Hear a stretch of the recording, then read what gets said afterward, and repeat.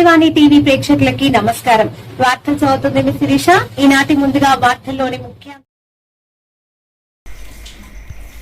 వరలక్ష్మి కుటుంబానికి అండగా నిలబడ్డ కావ్య కృష్ణారెడ్డి గారు అగ్నికి ఆపుతైన పూరీలను పరిశీలించి 50,000 రూపాయలు ఆర్థిక సహాయం చేసి కుటుంబానికి భరోసానిచ్చిన కావ్య కృష్ణారెడ్డి నెల్లూరు జిల్లా కావలి వెంగళరావు నగర్ 18వ వార్డు జంగాల కాలనీలో మంగళవారం రాత్రి దీపం వెలిగించి గుడికి వెళ్లిన దుద్దు వరలక్ష్మి తిరిగి ఇంటికి వచ్చేసరికి దీపం అంటుకొని ఇల్లు మొత్తం పూర్తిగా కాలిపోవడం జరిగింది.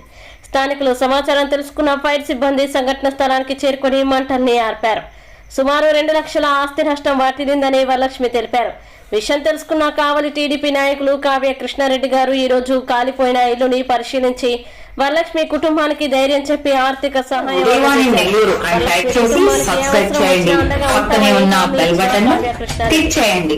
బెల్ బటన్ క్లిక్ చేయడం వల్ల ఎప్పటికప్పుడు తాజా సమాచారం మీ ముందుంటుంది.